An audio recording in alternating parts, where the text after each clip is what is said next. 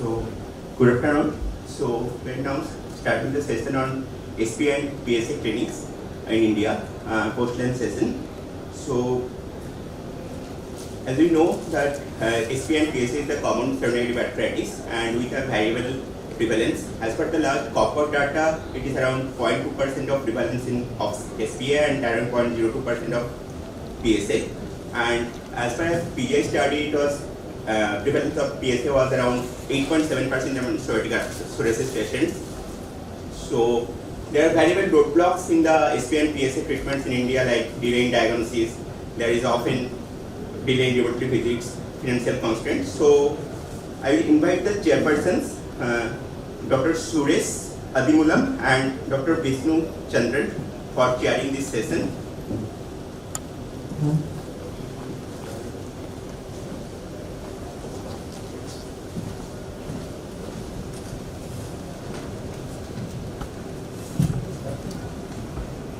And our first talk will be on Journal Club, current update of psoriatic arthritis from India. I'll invite Dr. Kirti Salari for this session. Thank you, Dr. Sani. At the outset, I would like to thank the organizers and the scientific chair for giving me this opportunity. The topic that was given to me is current scenario of psoriatic arthritis in India, and this is supposed to be a journal scan.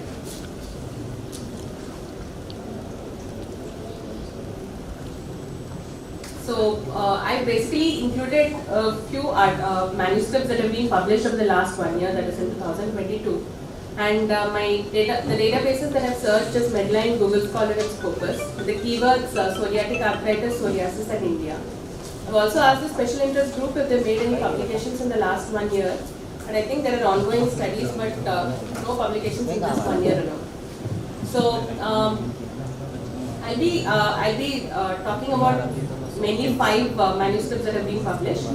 This is one that has come up from the PGI group, where they have looked at shear wave elastography in Achilles tendon in psoriatic arthritis patients and how it correlated with the disease severity score and PASI.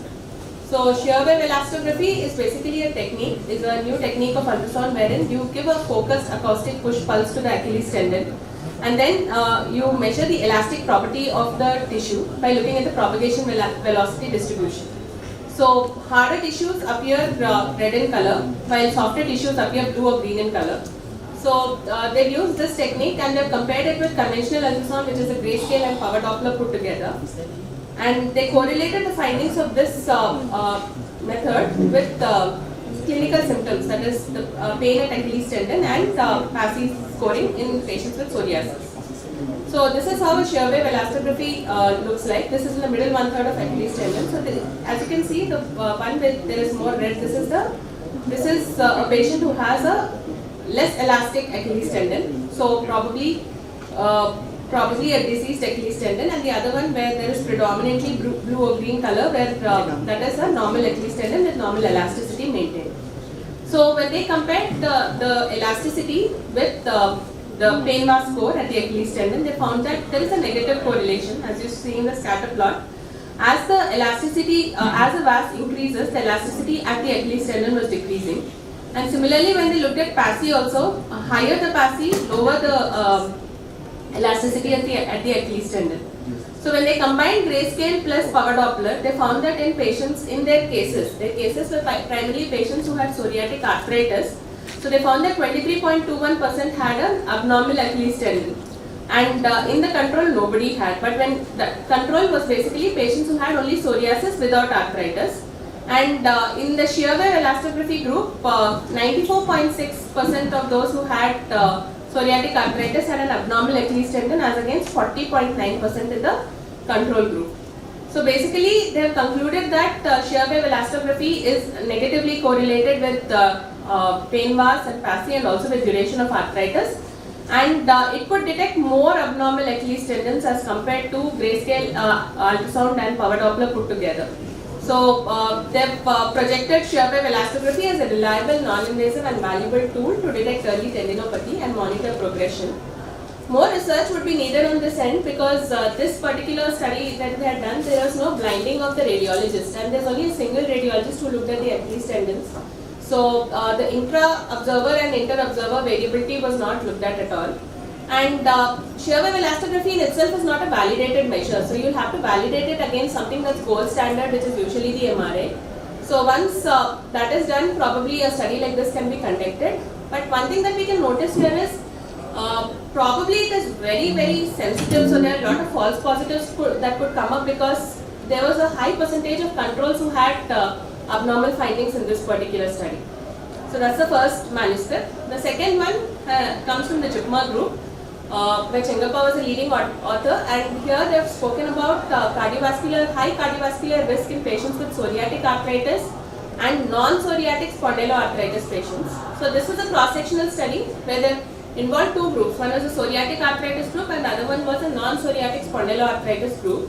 And they've looked at their cardiovascular risk factors, which was primarily the traditional cardiovascular risk factors, their disease-related factors, body composition, which was done mainly by whole body DEXA, and adipokines, which included leptin, resistin, omentin, and adiponectin were looked for. Their high cardiovascular risk was defined by the QRISK-3 score, which was more than or equal to 10%, or with a CIMT that's more than or equal to 75 percentile of the general population. And they also saw what factors in patients with spondyloarthritis were actually associated with a high cardiovascular risk. So when adjustment for all factors was made, they found that sarcopenia, that is predominantly muscle loss, and presence of any of the traditional cardiovascular comorbidities were associated with high cardiovascular risk. And they also found that patients who had non-psoriatic arthritis, spondyloarthritis, had a 97% lesser chance of having high cardiovascular risk as compared to psoriatic arthritis. So psoriatic arthritis patients were more predisposed to have a higher cardiovascular risk, and this they proved by a ROC curve analysis also. They have also concluded that in patients with spondyloarthritis, other than addressing the traditional cardiovascular risk factors, if you could address the sarcopenia by doing a focused physical therapy, we could also decrease the cardiovascular risk in these patients. Then this paper has been spoken about multiple times in the last 2 days about how fibromyalgia influences the health-related quality of life and disease activity in psoriatic arthritis patients. So this was a cross-sectional study done at PGI, and here what they've taken is patients who were classified as psoriatic arthritis. They've looked how many of them have fibromyalgia, and in psoriatic arthritis patients they've assessed their PROMIS HAC, their HAC pain, HAC health, and the HAC pain and HAC health were assessed, and they also assessed their disease activity measures like swollen joint count, tender joint count, their BASDAI, enthesitis, dactylitis, indices, and PASI was assessed, and they have correlated the fibromyalgia syndrome questionnaires like the FIQR, the symptom severity scale, and widespread pain index with these parameters, that is both the health related quality of life parameters and the disease activity measures.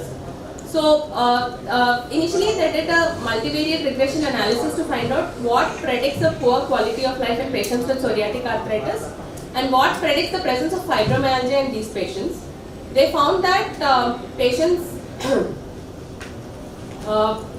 have a low quality of life if they have fibromyalgia. So fibromyalgia itself is an independent predictor of their health related quality of life.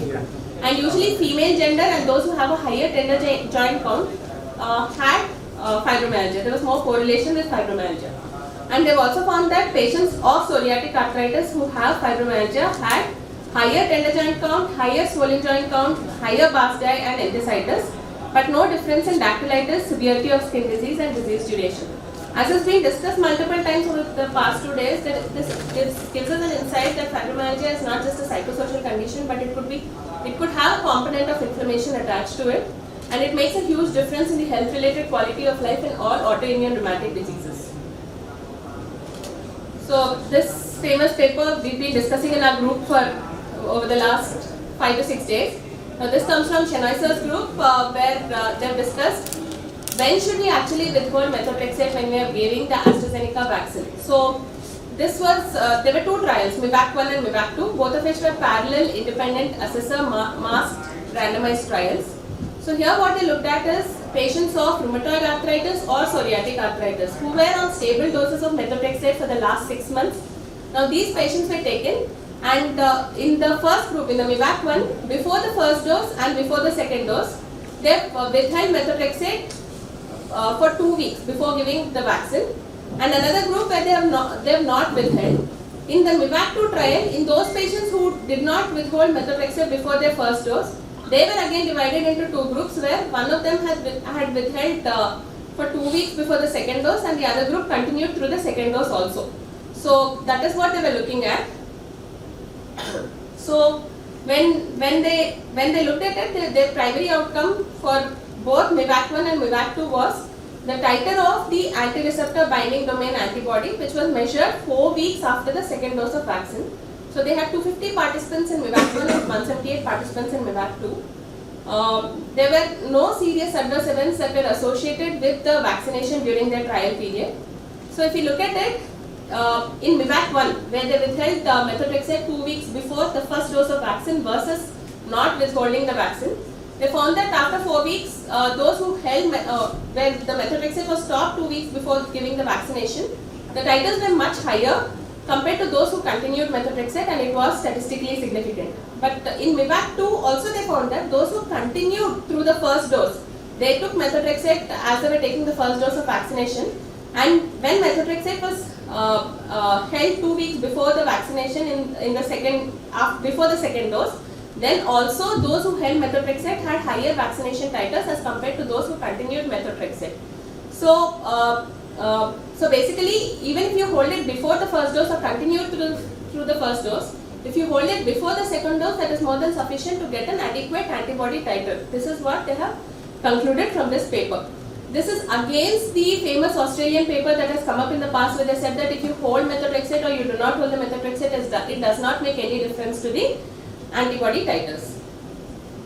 So they basically concluded that withholding methotrexate only after the second dose resulted in a similar humoral response to holding methotrexate after both the vaccine doses without an increased risk of arthritis flares. So the number of flares have also not increased in this particular study, which was published in Lancet Rheumatology in November 2022.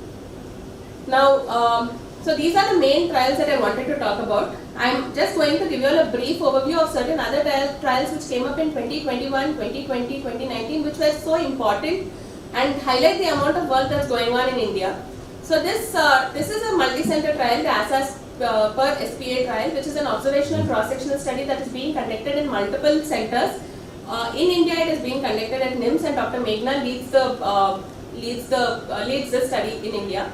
So in this, there are 2 papers that have come from this group. One paper where they have spoken about the clusters of peripheral involvement. So they were looking at, like we have many forms of spondyloarthritis. So they are looking at whether they can identify clusters of arthritis where particular form of peripheral arthritis correlates with a particular disease. Like with psoriatic arthritis, you have this kind of a peripheral involvement, and with for peripheral spondyloarthritis, you have a different kind of peripheral involvement. So they were looking at those kind of clusters, but at the end of the study, what they found is that there were only 2 clusters that they could identify: the axial type and the peripheral type. So in the peripheral type, they could not make out that psoriatic arthritis patients had more of this kind of involvement, and peripheral SPA had a different kind of involvement. So there was a mixed manifestation in all the groups. There was only axial spondyloarthritis and peripheral spondyloarthritis, and psoriatic arthritis patients had very similar features to what were there in the peripheral spondyloarthritis group.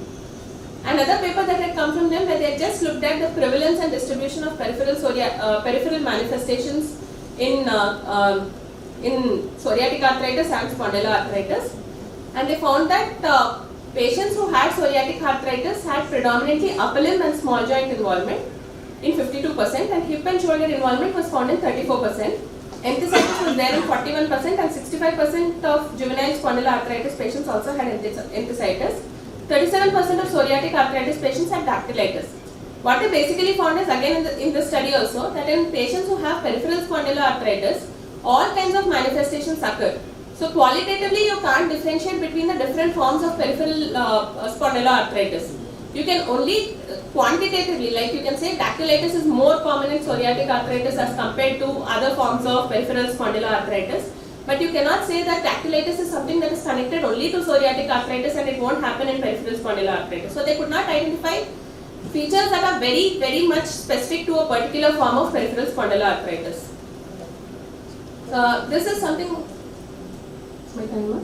So this is something that has come from CMC Vellore Group. I would really like to appreciate Ashish. If you look at the literature that is being published in psoriatic arthritis, the amount of studies that have come up on MRI, UMRAC measures of MRI in heel and enthesitis, you can see his name in everything. And this is one study that have looked at the MRI imaging evidence of inflammation at interphalangeal joint of the thumb, which they found was very distinct for psoriatic arthritis.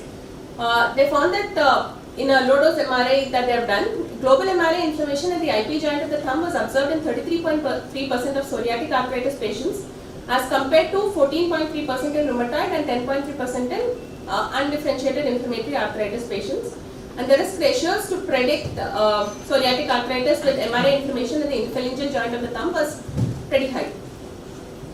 So, yeah, so I'm done with it. I just wanted you all to look at this particular paper also, which has come from NIMS in 2019. Now, this was an editor's choice because we do not have papers which support methotrexate so much in psoriatic arthritis. So, this was one study which has told us that if you give methotrexate at 15 milligram per week and escalate it slowly, methotrexate is responsible for improvement of skin, joint, dactylitis, enthesitis, and all the functional domains of psoriatic arthritis. Thank you.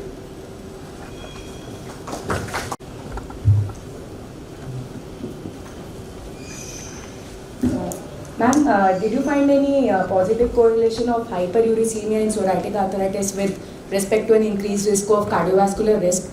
And whether the other insulin resistance scores, for example, the HOMA-IR score as we use in diabetes, were done in any of these patients? Yeah, so there have been papers before that, not from India as such, but there have been papers where they found hyperuricemia in patients with psoriatic arthritis, but it was not found as an independent predictor of cardiovascular risk in psoriatic arthritis. There are also papers where they have looked at insulin resistance in psoriatic arthritis primarily as a part of the metabolic syndrome. So they found increased incidence of prevalence of metabolic syndrome in patients with psoriatic arthritis. But again, they are all these papers have not been published from India and they are not recent papers also. In Shenoy's paper, Yes. withholding methotrexate, did it cause flares or No, sir. When they compared the two groups, the number of flares that have happened in the group where methotrexate was withheld was not statistically significant as compared to the other group. But if you look at it numerically, there were a little more flares. When I saw the poster yesterday, Okay. the poster said that the flares increased after withholding methotrexate. So I'm talking about 4 weeks after the vaccination. So I'm not sure what happened after that because I looked at only the paper. I'll ask them about this. But in the paper, they specifically mentioned that statistically significant flares were not more in the group that received the methotrexate was withheld.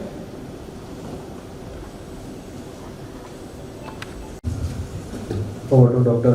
Abdul Ghatani for the next presentation on the Indian data on economic use of biologic and conventional synthetic DMARDs on AXPA.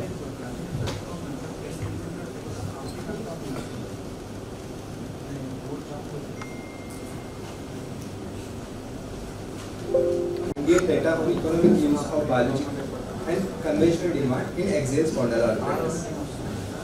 So, as we all know, ankylosing spondylitis is chronic rheumatic disease which is characterized by inflammatory back pain and it involves axial skeleton.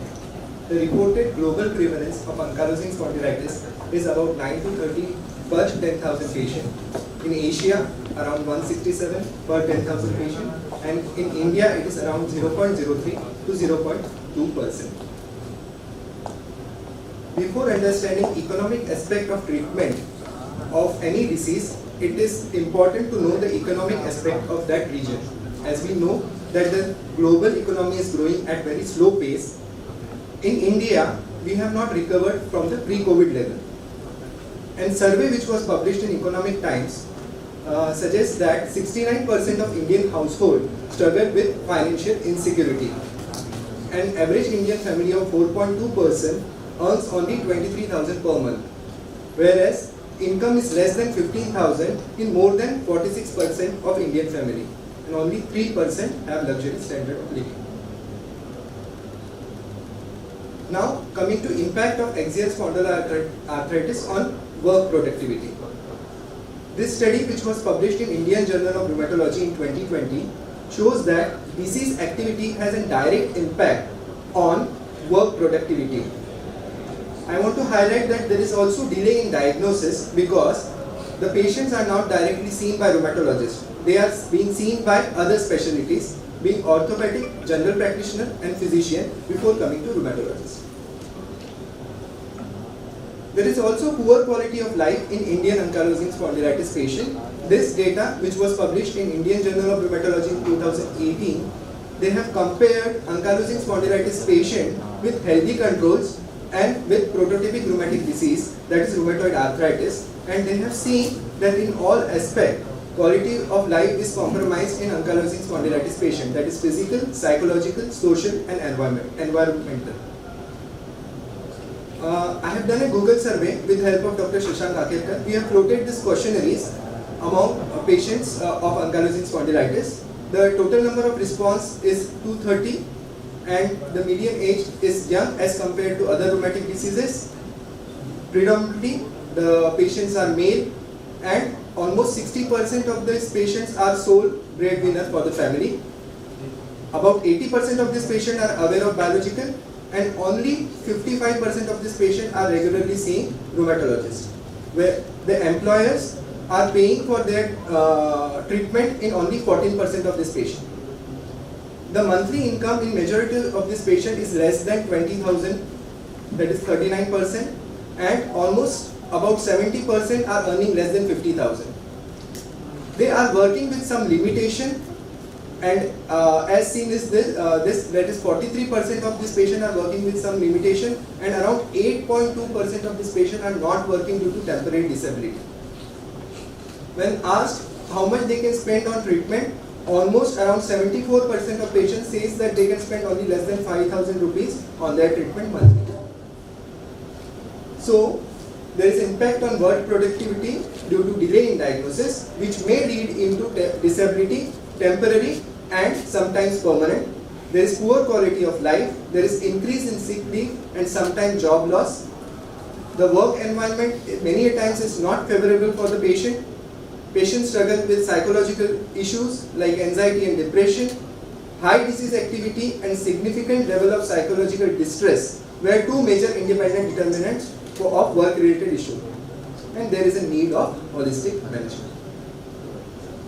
Now, coming to this two major set of recommendation, ACR 2019 and ASAS EULAR 2022, I am not going into much details, but I will highlight some major similarities and differences. Both of this recommend NSAID as a first-line therapy. There is a strong emphasis on physical therapy, and conventional DMARDs are only recommended in peripheral, but they are against recommendation in axial. The differences are indication for second-line therapy. If quantification of SDAS more than 2.1 is required in EULAR, whereas ACR is bit more lenient and it depends upon reported symptoms from patient and is under discretion of a treating expert. Second-line therapy as per EULAR is either TNF inhibitors or IL-17 inhibitors or JAK inhibitors, and according to ACR, TNF inhibitors over IL-17 over JAK inhibitors. Tapering and discontinuation, ACS EULAR consider tapering but not discontinuation if disease is under remission, and ACR is against tapering and discontinuation. Now, before coming to Indian data, I just want to highlight one case. 22-year-old male presented in 2018 with inflammatory low back pain, HLA-B27 positive, bilateral sacroiliitis, high inflammatory marker, high disease activity, no significant response to NSAID and conventional DMARDs, weighing around 35 kg at first visit, given infliximab biosimilar. After attaining remission, patient was given on-demand infliximab 100 mg, which was averaged around every 4 months. Was maintaining remission for first 13 months, and slowly symptom-free period decreased to less than 8 weeks. Current weight of the patient 45 kg. Economic aspect, student during the first visit, patient is currently employed. He is earning around 25,000 per month, and he is a sole earning member of family. So what are the options available? Can conventional DMARDs be added to ongoing TNF? ACR, ASAS do not support the same. decreasing the dosing interval or increasing the dose of infliximab biosimilar, changing to another TNF inhibitor, changing to IL-17 inhibitor, or interestingly can we give tofacitinib, of which generic molecule is available in India. What is the Indian data for the same? Coming first to what is the role of conventional DMARD. This is an RCT of efficacy of sulfasalazine monotherapy in axial disease. So they have randomized the patient, 33 patients received sulfasalazine and 34 patients received placebo.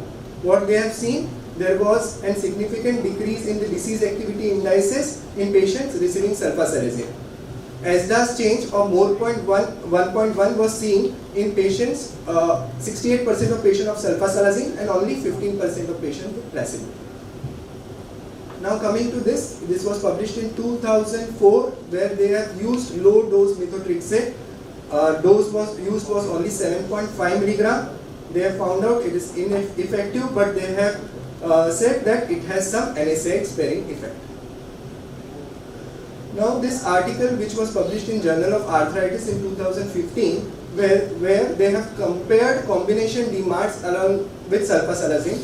In both the arms there were decrease in the disease activity parameters, but there was no added advantage of combination DMARDs over sulfasalazine. And sulfasalazine therapy was equally efficacious.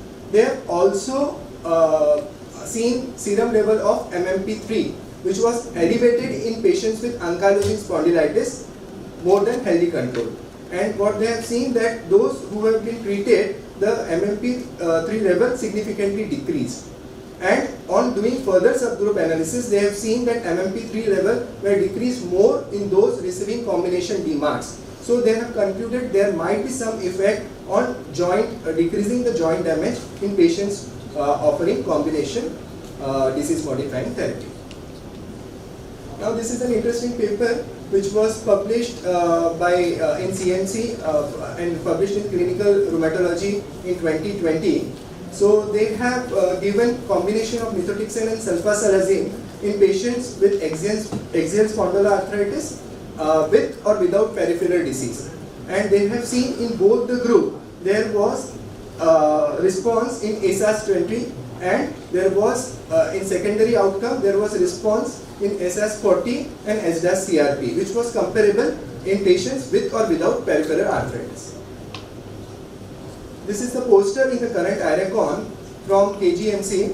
So what they have done, they have started patients upfront on sulfasalazine and methotrexate, total number of patients 78, and what they have concluded is conventional DMARD are efficacious and have NSAID sparing effect in patients with spondyloarthritis irrespective of peripheral disease. Now other pharmacotherapy, some Indian data was there on spironolactone Lecton, and it has found to be as an effective DMARD in ankylosing spondylitis, and also pamidronate which had shown some effect in patients with ankylosing spondylitis. Now currently data on TNF, as we all know, TNF inhibitors are choice of treatment for patients with ankylosing spondylitis. This study which was published in 2019 states that the adalimumab biosimilar is almost efficacious as biooriginator and it has shown good response in controlling the disease activity. This is the poster in the current IRACON. They have compared the efficacy and safety of biosimilar adalimumab injection with Humira. So they have randomized the patient in ratio of 2:1 and they have seen for SS20, 40 and 70 response, and there was comparable response in patient receiving biosimilar and biooriginator. They have concluded that almost there is an efficacy, safety and immunogenicity of both of this biosimilar and biooriginator is comparable. Data on economic use of TNF inhibitors.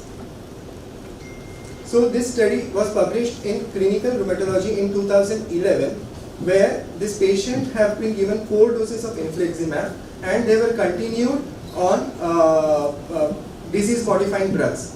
So they were assessed at 1 and 3 months. There was significant reduction in disease parameters. Disease activities was reduced and the mean last follow-up was around 9.1 months, and the disease activity remained reduced from the baseline. Now, this data is a further extension of the previous study published in Clinical Rheumatology in 2017. This patient were offered TNF blockers and followed by continuation of sulfasalazine methotrexate, and they have shown improvement in disease parameters. In this study, they have been given infliximab additional doses. Almost 22 out of 45 patients required infliximab additional dose. 39 additional doses were given, and the duration median for the dose was around 16 months. Almost 12 of 22 patients required more than one dose, and the duration between these two doses were 8.8 months.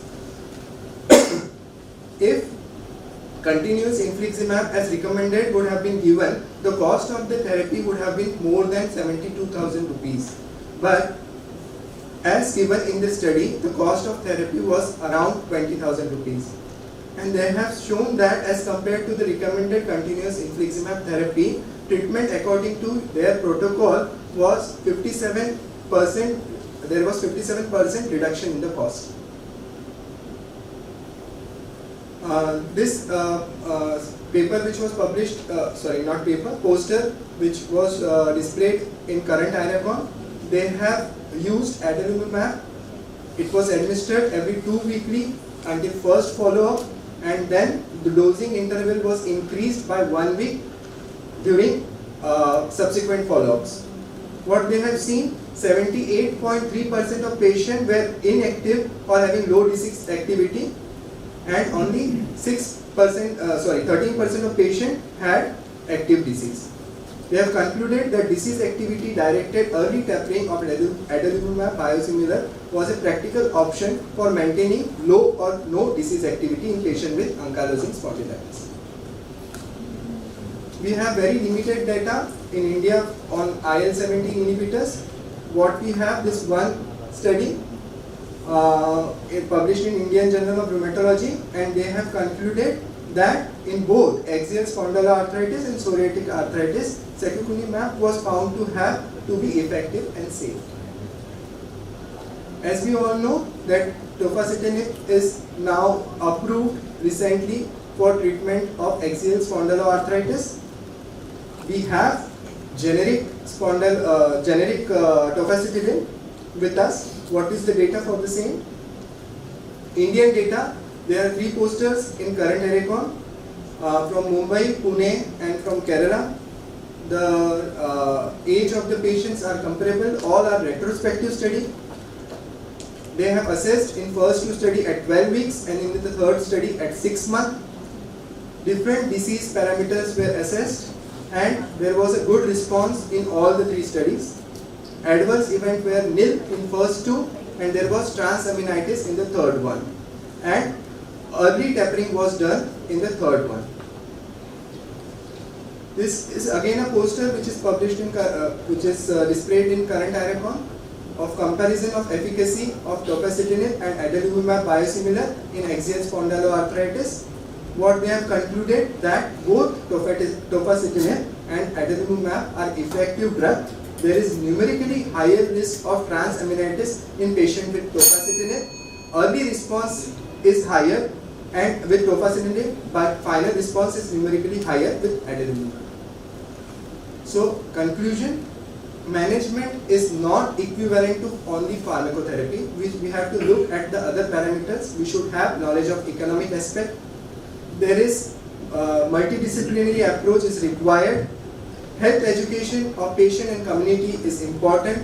More structural data is needed from India, and there is always a difference between patient expectation and a clinician expectation.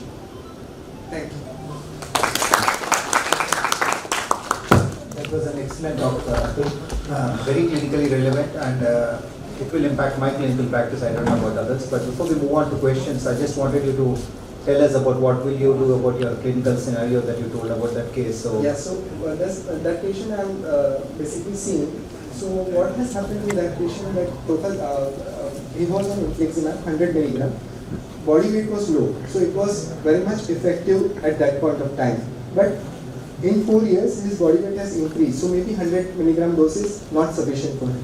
So I have offered him whether to decrease the frequency or increase the dose, but as he is not affording, he is not ready for the same.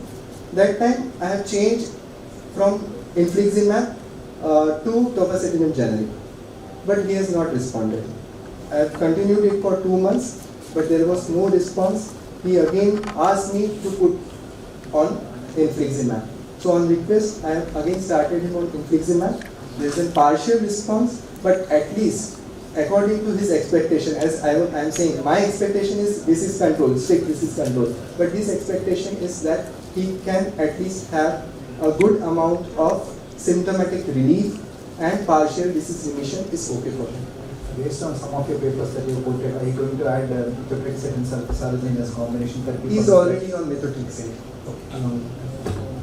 And sir, how frequently will you check for the evidence of tuberculosis or latent tuberculosis? Every year we are doing that. Questions, please. Let's take an example of infliximab in axial SPA. So, from what it appears is that as needed infliximab should be okay. Yeah. It will be good enough. So, what is the average duration in different studies which you found which is required to give infliximab, and what did it depend on? Yeah. So basically in the study which, what I have shown, which is from CMC, what they have done is that they have continued after initial induction with infliximab, they have continued their patient on sulfasalazine and methotrexate. Okay, and they have given the next dose of infliximab on demand. So the patient were having significant relief and partial remission for almost mean duration of 16 months. And after that, they required further doses, and between the first and second dose, average duration was around 8 months. Did it depend on duration of disease or age or what? These interval parameters between- have not been studied. We require to study all these parameters also. If there are certain biomarkers or whatever, the physical phenotypic presentation of the patient, we need to understand all these things. So we will want to move on to the next talk. Thank you. Thank you, Dr. Atul Gadani. Patient by Light Dam from Hong Kong. He is a guest lecturer for towards precision therapy and reversing bone damage in inflammatory arthropathies, including spondyloarthritis. Over to the presentation.